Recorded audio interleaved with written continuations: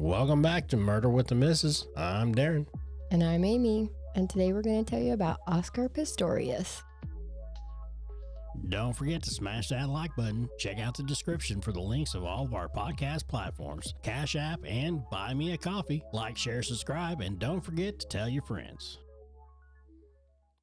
Welcome back. Yeah, happy VD, y'all. Yeah, happy Valentine's Day. It is Friday.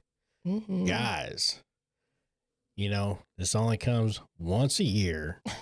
So go out, buy that special gift that you deserve. I'm sorry, wait, what? Because you have to put up with so much throughout the whole year. Okay. You didn't think it was going to go that way? No, that went completely into left field. But now that I know how you feel about yourself. No. Guys, if most of you know or don't know, buy your woman something. Show them how much you appreciate them. And because if you don't, they're just going to find somebody that does appreciate them. That's true, too. Just saying. And if you're not spending it with someone that you love, don't look at it that way. Love yourself. Yep. You should always love yourself. Maybe do. I said that just a minute ago, yeah, and you told me no. But you have someone right here. Right here. See what I put up with. Or you could just do something nice for somebody today. Your love language doesn't have to be $100 on roses so you can watch them slowly die. No, I ain't saying go out and buy a dozen roses. No, you don't have to. If that's your thing, cool. Scratch all that crap. Go out, have a nice dinner, have a drink. Just be with each other. Or maybe do the dishes for her or something that she normally does. Just do something. Yeah. Or him. Same thing. Go change your oil. Yeah, exactly. Do it yourself. Do it your damn self. Yeah, Amy, go change your oil. I can. But anyway, to the story. I don't like that laugh. It's a Valentine's story. It is. So when I realized that we had an episode that was going to drop on Valentine's Day, I started looking around, researching, and forgot about this one completely. Yeah. But it's an older and very well-known case, and it's very interesting. So I wanted to tell my love all about it. That's you, not myself. Oh. How that works. I appreciate you. So this is Oscar Pistorius, a.k.a. the Bladerunner, a.k.a. the fastest man on no legs. Oh, this ain't like the movie? Not the movie. Nope. Gotcha. Nope. Oscar was born on November 22nd of 1986 in Johannesburg, South Africa. He was born missing the outside of both feet and both fibulas. That's the calf bone or the shin. When he was 11 months old, they amputated both legs about halfway between the knees and ankles. 2 months later, he was fit with his first set of walking legs or prosthetics. He was always athletic in school and playing rugby, water polo, tennis, and he wrestled. He trained at a garage gym, and the owner said he was there for 6 months before they even noticed that Oscar had no legs. He skipped, boxed, did push-ups. He was doing everything. So he learned, how to walk on those prosthetics from the start, from the get-go. Right. So he's only 13 months old when he got them. So he learned to walk on them. Wow. Mm-hmm. That's crazy. And if that's all you've known your whole life, you don't know anything different. Absolutely. That's just the way it is. He adapted very well. Now, his mom, Sheila, would tell him that there was no disability in their family. The real loser is not the one who crosses the finish line last, is the one who sits on the side and doesn't compete. He had a pretty bad knee injury playing rugby, and he did rehab at the University of Pretoria's High Performance Center. And he said, I only started sprinting in January of 2004. I thought I would be going back to rugby season at school in April of 2004, but started sprinting as part of my training after an injury, entered the South African Disabled Championship, and never looked back. He found his passion. It took a while for him to get a proper pair of running blades, but he got them. He was jumping hurdles in exoskeletal prosthetics, so wooden legs.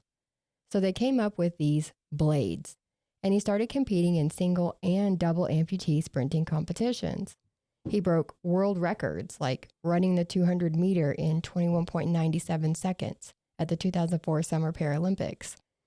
He did the 400 meter in 47.34 seconds in 2005 at the Paralympic World Cup. He would go on to break records of his own, like he'd set the record and then he'd turn around and break it. Lots happened. So you can look up his medals and accomplishments if you want to. The list is long, so we won't go through them all. But he wanted to compete in the 2008 Olympics, not just the Paralympics. I bet. Yeah. He was still out, outrunning people. Yeah. He definitely was. And those prosthetics they had, the blades were the ones that kind of curve. Yeah. They kind of make a little curve. Yeah. You see them a lot now. Right. But those were actually made at the time for him, just for that. Mm-hmm. Yep. And he was the first one to use them, or was he? He's the first national international person we've seen wear them. Oh, okay. They really weren't as widely known back then, but I don't know if he was the first to wear them. Oh, I gotcha. But now whenever you watch them and you see people that use them, that's what they use. Mm-hmm. Yeah. It's at the standard. Yeah, it's pretty cool. Yeah. Now, it didn't come without criticism, though, because people were saying that his running blades gave him an advantage over runners with natural ankles and feet. He ran with J-shaped carbon fiber blades called the Flex Foot Cheetah. And as you can imagine, coming off the line was a challenge. So just picture how they have to stand to sprint, like they squat down. Coming off that is not as easy when you're on blades. Yeah. And it wasn't as easy to go around curves either. But he was making up for all of that he was lacking, or I don't know if he was lacking anything, but he was making up for everything in the straightaways. Yeah. He was studied at the German Sports University, and they said that the blades allowed him to use 25% less energy than runners with natural legs at the same speed. And that led to vertical motion combined with 30% less mechanical work for lifting the body. So they're saying, yeah, he's getting an advantage. So the International Association of Athletics Federations, the IAAF, made Rule 144.2 prohibiting any technical device that incorporates springs, wheels, or any other element that provides a user with an advantage over another athlete not using such a device. Now, you'd appeal this because the study was only done for running in a straight line and left out all the other variables. And like we mentioned, coming off the line, the curves, things like that, they didn't take any of that into consideration. So he appealed and he won. So he competed in the Olympics? He did not. No? There was some drama around that, but he did compete in the 2008 Paralympics and won 3 gold medals. And he kept going. At the 2011 World Championship, he was the first amputee to win a non-disabled world track medal. Then he made it to the 2012 Summer Olympics. So that's when he didn't get to do it in 2008. Mm-hmm. He ended up doing it in 2012. He was the first double-leg amputee to participate. He was part of a sprint team, but that team did not win. But he was picked to carry the South African flag in the closing ceremony. And this was a big deal. He got sponsorships from Oakley, Nike, and a few others. He was doing modeling campaigns. He was still winning in the Paralympics, taking a total of 8 medals in his career. Sorry. Wrong tube. Wow. Son of a bitch. You that impressed I by tell his... you, it's just a pop. It's not. Proceed. Okay. Oh, God. Sorry. So he had 8 medals, so 6 were gold, 1 silver, and 1 bronze. He has a tattoo on his back for 1 Corinthians 9:26 through 27. I do not run like a man running aimlessly, meaning he's got a purpose. Mm. And he was quoted saying, "You're not disabled by the disabilities you have. You are able by the abilities you have." That sounds like words to live by. Professionally, he was doing great. Personally, might be a different story. He was interested in architecture, motorcycling, playing the electric guitar, and breeding racehorses.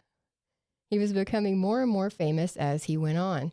But backing up a little bit, he released an autobiography called Dream Runner in Italian in 2007. The English version, called Blade Runner, was released in 2008. In 2009, he was reportedly driving a boat. Alcohol may have been involved. and there was an accident. He was thrown from the boat. They airlifted him to Mill Park Hospital for surgery so that they could fix his nose, jaw, and other facial bones. Damn. Yeah. Also in 2009, he was arrested and accused of common assault. Now, there were two versions of this story going around. Both involve him being at a party. One story is that he slammed a door and a piece of it came off and hit somebody. The other is that a man and woman were arguing, left. The man came back in, and when the woman tried to come back in, he slammed the door on her leg. So, two very different stories. Yeah. Either way, the case was dismissed for lack of evidence, and he kept going. In 2010, he was on the Italian version of Celebrity Survivor. Again. Son of a bitch. Again. My bad. Listen. This video is going to be just full of shit. Yeah, sorry. I apologize. My bad. At the 2011 World Championship, he was the first amputee to win a non-disabled world track medal. In 2012, he was a special guest star on the Italian version of Dancing with the Stars, and later that year, he was on Jay Leno. He was described like this: if you take the celebrity of LeBron James and you combine it with the appeal of Leonardo DiCaprio, that was Oscar Pistorius. So it was no surprise when he showed up in November of 2012 at the South African Sports Awards with Reeva Steenkamp right on his arm. She said in an interview at the event that Oscar was a sexy boy and a gentleman. Reeva was born August 19th of 1983 in Cape Town. She had two older half-brothers, one from her dad's previous marriage and one from her mom's previous marriage. She was doing a newspaper beauty contest and was recruited, so she began modeling when she was just 15. She graduated from Nelson Mandela University with a Bachelor of Laws degree. And she said, at the end of last year, I made an application to the bar. It was a nerve-wracking experience. As I walked out, I got the call from FHM shoot as well as two others. And I made a decision to take the modeling shoot. I believe in destiny and faith. So she picked modeling over law? She did. She did. And she loved it. She had been in magazines, on TV commercials. She was number 40 on the FHM 100 Sexiest Women of the World in 2011 and number 45 in 2012. What's FHM? I guess it's their magazine. Oh, okay. I'm not sure. She was the first face of Avon in South America. Probably South Africa. I think that typoed. She loved riding horses until she fell and broke her back in the early 20s. In her early 20s, not the 1920s. She was the first face of Avon? Of Avon in South Africa. Mm-hmm. That's America. I know. That's why I said I think it typoed. It like auto-corrected to America. We're in South Africa, so. Oh. Now, when she broke her back in her early 20s, she had to learn to walk again. But she was a regular A-list guest at the red carpet events and socialite on the party scene. She was just doing the most. Yeah. She was loving, caring, and fun. So her and Oscar really hit it off. They kept their relationship a secret at first until they went to that sports awards in November. And it would only be 3 months later when Reeva was shot 3 times in the bathroom of Oscar's house, and she would sadly pass away. Oscar was arrested and the next day charged with premeditated murder. So he shot her? He admitted from the beginning that he shot her. Yep. Why? But why is the problem? He says he thought she was an intruder. He posted a cash bond on the 22nd, but he couldn't go home. He had to turn over his passport and he couldn't drink alcohol. Allegedly, though, he apparently got into a shoving match with someone at a bar. So if you're not drinking, probably don't go to the bar. His trial began in March of 2014 in the Pretoria High Court. They don't have a jury trial there. It's only a judge. And at one point, they paused the trial so he could get a psychiatric evaluation to see if he could be criminally responsible. A forensic psychiatrist testified that he or she had diagnosed Oscar with generalized anxiety disorder. And that's an excessing, uncontrollable, and often irrational worry about events or activities. They ruled that he did not suffer from a mental illness or defect that would have rendered him not criminally responsible. So the trial went on. And here's what we learned. He was paranoid. There was a lot of violence in the area. You think? Yeah. Yeah, it's pretty bad. So in the area they were in South Africa, there was a lot of violence. And then if you add in the fact that he's a celebrity, so everybody knows that he has money, then couple the fact with the fact that he is disabled because he has 2 prosthetic legs.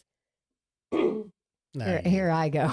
But anyways, you add all that together, and he was worried that someone would break in and try to steal from him or hurt him, and he wouldn't be able to defend himself. So he basically felt like a target just sitting there. So he kept a gun handy. He testified that the alarm system at the house wasn't working properly.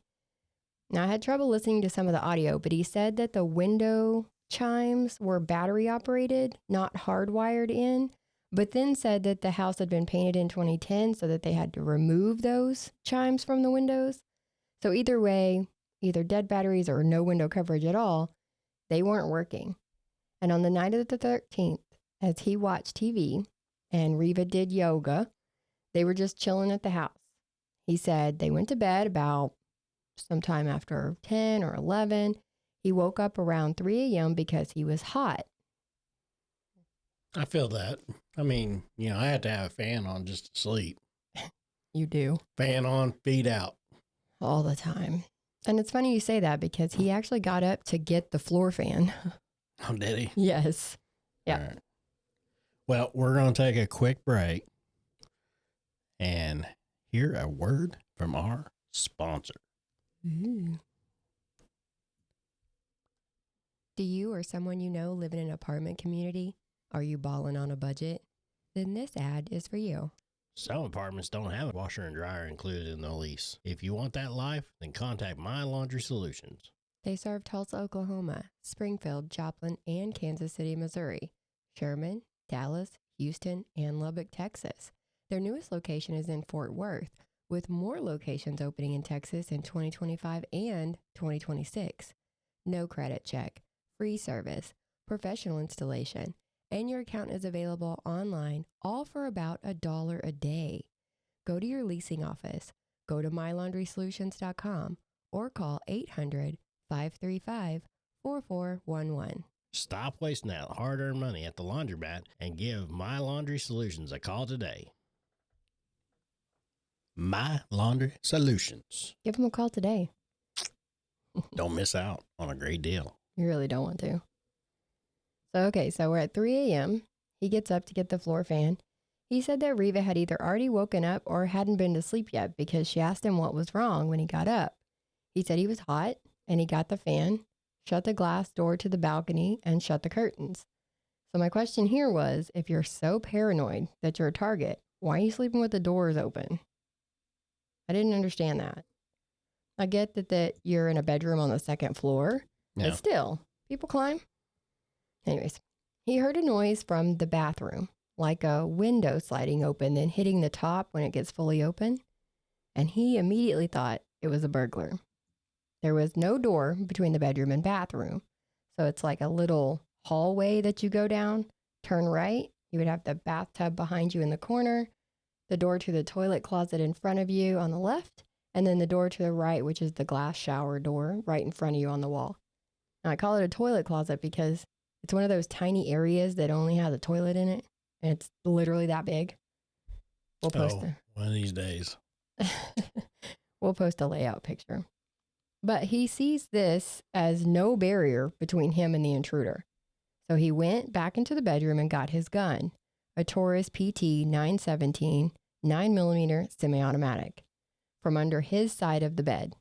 And he whispered to Reeva, who was in bed, to get down and call the police. So she was in bed. He thought she was still in bed. Oh, good night. It was very dark. So he made his way to the open passageway to the bathroom. As he got closer, he said he screamed for the intruder to leave and for Reeva to get on the floor and call the police.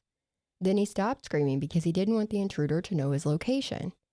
As he got to the opening of the main part of the bathroom, he heard a door slam, which would be that door to the water closet, toilet closet, whatever it's called.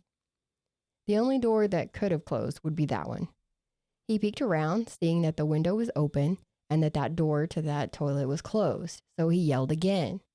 He heard a noise inside the toilet closet, and he just started shooting. Oh, wow. Yeah. He said he did 2 double taps, so 4 shots in rapid succession. He just kept shouting for Reeva, but his ears were ringing like so loud from the gunshots that he couldn't tell if she was responding. He made his way back to the bedroom, and keep in mind that he does not have his prosthetics on right now, so he's not getting around very well. He still has trouble with his left leg to this day. He makes his way to the bed and feels it to realize that Reeva is not in bed. So he thought she was on the floor, but then realized maybe she's not on the floor. Maybe that was her in the bathroom. Or maybe she was hiding. If she is hiding, she would answer him when he would have yelled for her. You would think so. Right. When he's yelling, she'd say, "It's me. I'm here." Something. But he's in a stressful situation, so he's not thinking like that. Or maybe she was scared. So he went to the sliding glass door and felt the curtains to see if she was hiding behind them. She was not. He went back into the bathroom and realized that the door was locked. So he went back to the bedroom. So he's back and forth, back and forth. He went back to the bedroom and opened the sliding door and yelled for help from the balcony. He put on his legs and then went back to the bathroom, finally turning the light on. So the light's been off this whole time. And he started kicking the door, but it didn't budge. So he went back into the bedroom again, and he got a cricket bat. He says he was screaming the whole time. Then he finally sat the gun down on the carpet, because he's been holding it this whole time, and hit the door with the cricket bat about 3 times. A plank came loose, so he pulled it and tossed it away and reached in to try to unlock the door from the inside, but the key wasn't in the lock.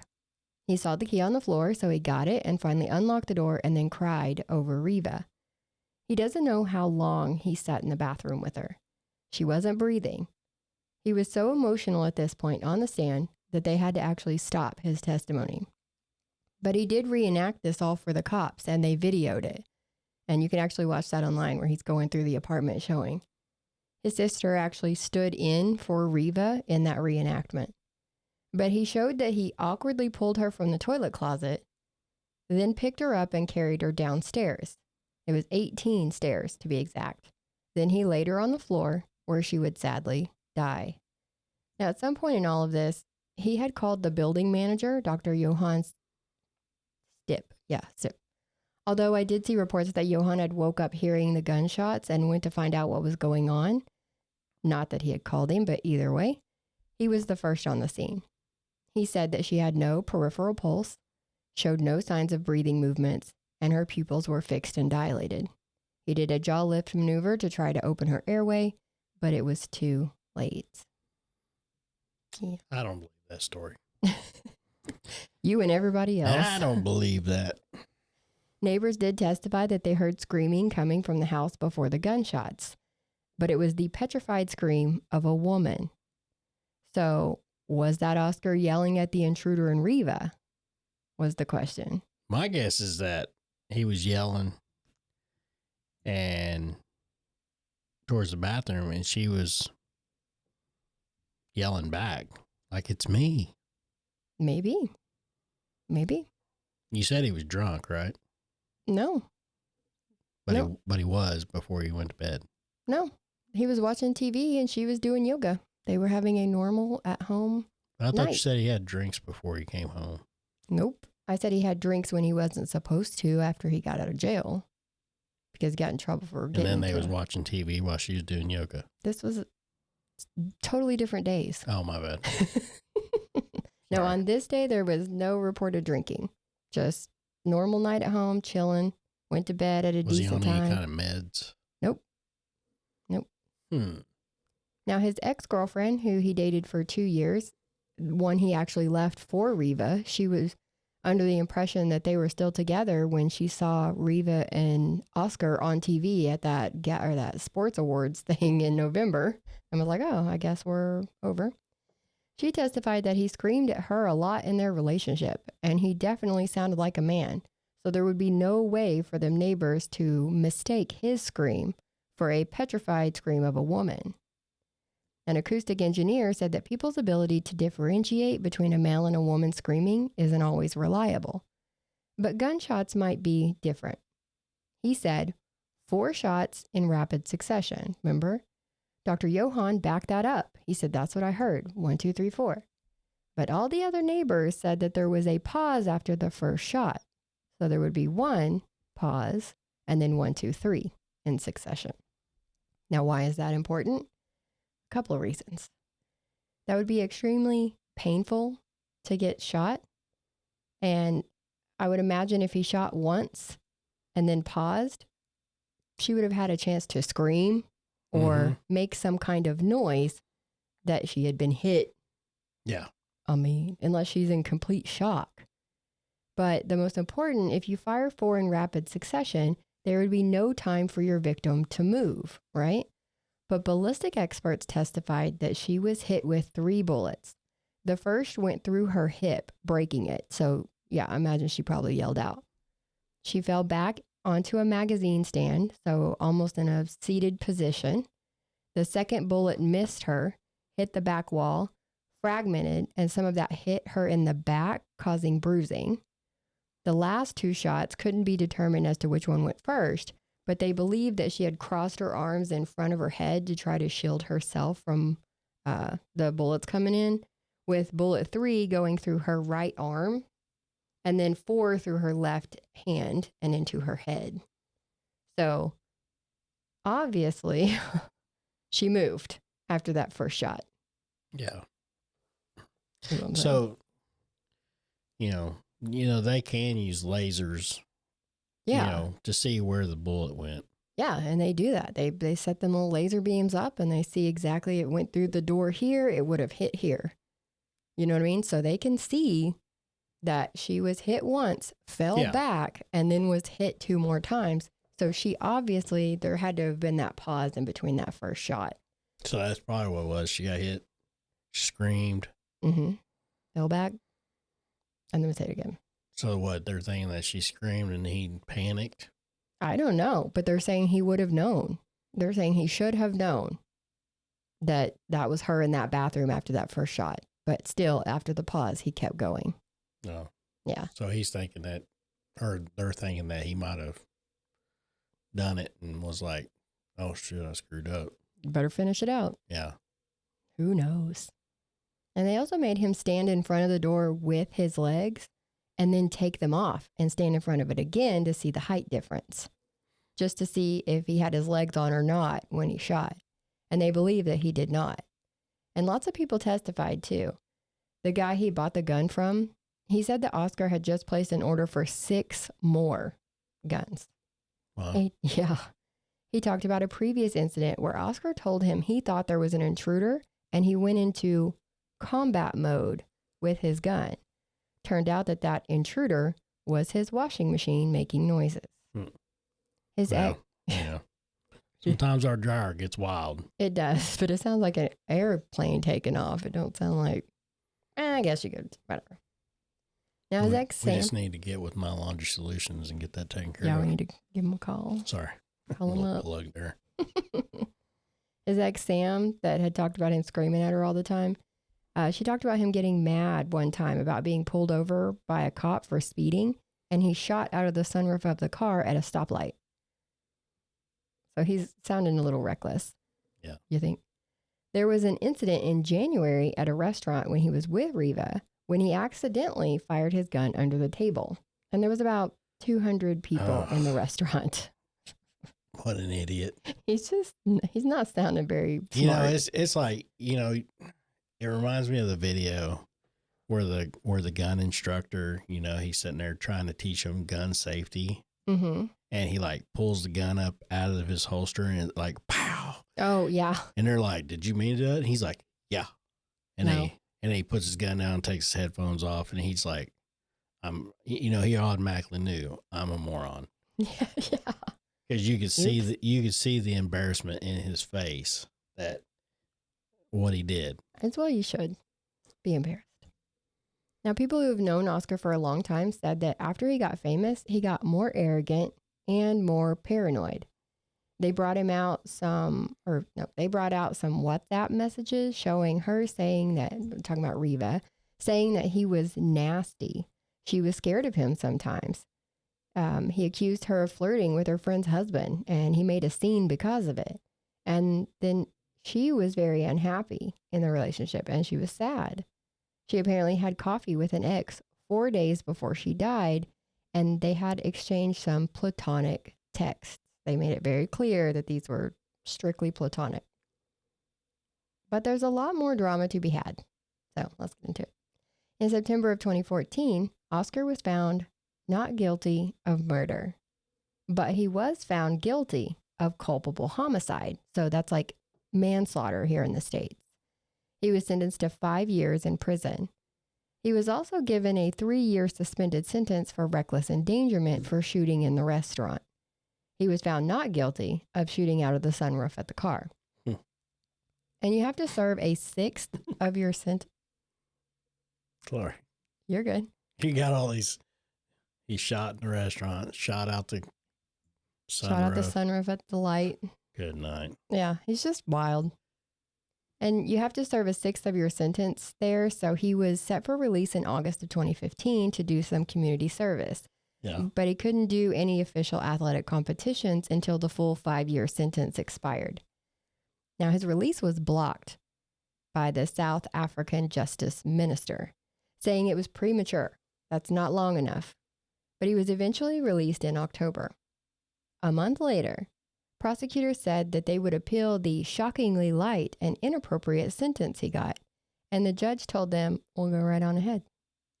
But they couldn't appeal the sentence, only the acquittal of the premeditated murder charge. And they said, okay, bet. They argued with the Supreme Court of Appeal that the judge used dulis eventualis incorrectly. And this is whether the accused did actually foresee the outcome of his actions, rather than he or she would have.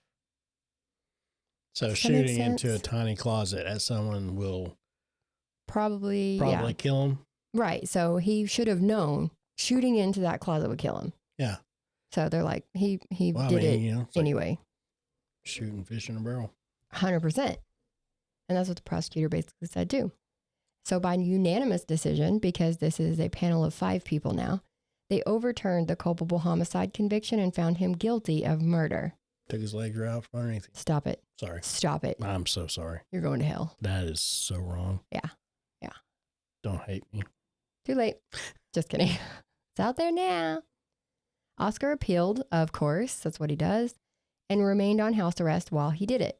Now, he couldn't be at his house because he had to sell that to pay his legal fees, but he lost the appeal. Wow, I'm shocked. Mm-hmm. And on July 6th of 2016, he was sentenced to 6 more years in prison, even though the minimum is supposed to be 15. He went back to the same hospital prison he was originally in, and the prosecutors appealed this second shockingly lenient sentence. In November of 2016, he was transferred to a different prison that was more for disabled prisoners. So it has like a bathtub in their cells, which I imagine that would be more convenient because if you have to take your legs off to take a shower, it's a little more difficult to take a shower. Yeah. And this is for people who are serving 6 years or less. So he was actually able to go there. Halfway through his sentence, he was again considered for early release. Her family has to fight this every single time this happens. And Oscar participated in the restorative justice process where he had to ask the family for forgiveness, which was very hard on the family too. So they have to just keep facing him year after year, appeal after appeal. It would be November of 2017 that instead of parole, his sentence was increased again to 13 years and 5 months. And that would equal out to a minimum 15-year sentence like he was supposed to get the first time. Oscar appealed again, and it was denied again. So it was in November of 2023 that he was finally granted parole, and he was released with conditions on January 5th of 2024. So he's out now? Yeah. Got out a year ago. But see, I don't get, I understand that the sentencing was light. He should have been sentenced to the max or whatever it was. It should have been 15. Well, I think he should have got more. But, I mean, if they ruled it Mm-hmm. then, and that's what they give him. They shouldn't have, in my own opinion, I don't think they should go back and be like, oh, we're going to add this on top of it. They did that on the second one. Now, when they went back the first time when he got out, they were like, you can't go back on what's already happened. You would have to then find him guilty of murder. And that's what they did. Yeah, I understand but that. But then they did. But then you said they only give him 5 years? 6 years. 6 years instead of the 15. Right. And then you said that they added another 13. They made it equal out to, they added 13 years, 5 months. They added 13 years, 5 months. Mm-hmm. So that's what I'm saying. I don't think that they should have been able to keep on. Just I mean, they should have just done that the first time and let him do his appeals. That's kind of what that appeal court was saying. Like, why didn't y'all take care of this before? Exactly. I mean, because, and how early did he get out this time? Let's see. It was changed in 2017, and he was out 2024. So 7 years. So he got out in 7 years. Mm-hmm. So, if they would have went ahead and found him guilty to begin with, mm-hmm. He could have got a whole lot harsher sentence. You would hope. But I mean, if he was here, he would have. Yeah, it's a little different here.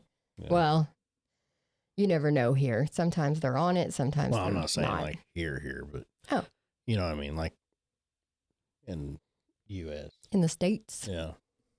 So now he is out and about. Where you're at. Exactly, and who you know. Yeah. But he's out and about. Last I could see, he was dating a longtime family friend named Rita, who is a business management consultant.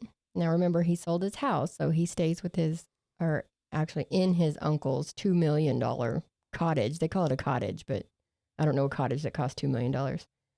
Reeva's mom started the Reeva Steenkamp Foundation to help prevent similar cases in the future. And Reeva, along with Anine Boyson, were named SA Person of the Year for 2013. Reeva had filmed for Tropica Island of Treasure, and it was supposed to premiere 2 days after her death. So they did a tribute to her for that first episode. In her exit video, she said, "I think the way that you go out is so important. You either made an impact in a positive way or a negative way, but just maintain integrity and maintain class and just always be true to yourself. And I'm going to miss you all so much. And I love you very, very much." So it's a goodbye that crosses over. It was a goodbye on the show, but since she passed away before it aired, it ended up being a goodbye to people, to everybody. Oh. A lot of people believe that they were actually arguing that night and that she had locked herself in the bathroom to get away from him and that he shot her out of anger.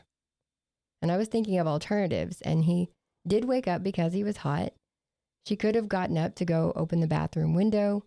He says he yelled about an intruder. Maybe she thought the intruder was downstairs, because what intruder goes into a toilet closet in an upstairs master bathroom?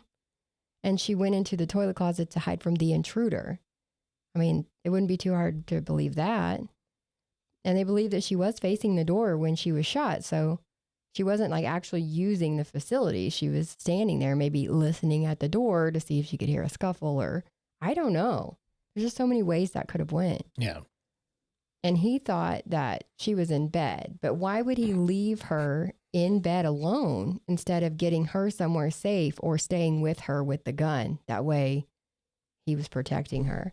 Yeah, exactly. I just don't think it happened the way he said it did. I don't either. Nobody does. That's why I think,